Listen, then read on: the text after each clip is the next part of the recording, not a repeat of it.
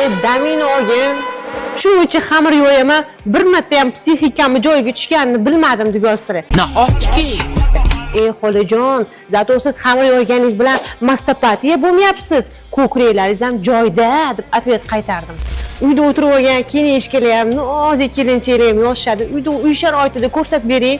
Nima mashq qilsammikin, ko'kragimni kattalashtirsammikin, gel qo'ysammikin, nasl qo'ydirib olsammikin deyshadi. Uy sharoitida narsa o'rgataman, faqat yana damin olgin deb yozib yormaylik. Uy sharoitida aytaymi nimaga ko'kragingiz kichkina bo'lib ketyapti? Chunki mana shu qo'lda ishlamayapsizlar, mana shu joyida ishlamayapti. Shuning uchun mastopatiya ko'tarilyapti. Rak, kistalik ko'payyapti.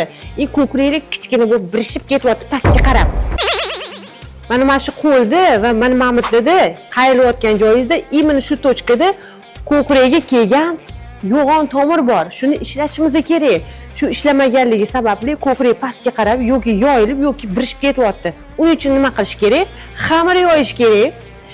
Kirlarni qo'lda yuvish kerak. Hech bo'lmasa kichkina farzandlarning kirini yarim soatgina hamma kirini yeb qo'yib, yarim soat kun ora qo'lda yuvish kerak. Qo'lni mamni ishlash kerak.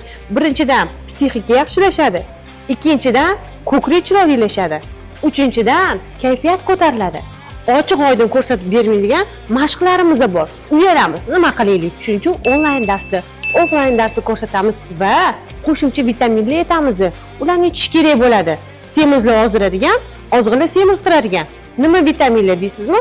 Bu hammasi quvvat manbai yoki ishtahani bo'g'adigan yoki nimadir insulinni gormonni tushiradigan vitaminlar emas. Hammasi Muhammad sallallohu alayhi va sallam buyurgan tabiiy yerdan o'sib chiqqan mahsulotlar. Endi yana boydagi anqayib qarab o'tirmang, seksualniy dugonalaringizni menga o'xshab qitmir bo'lib jo'natib yuboringlar.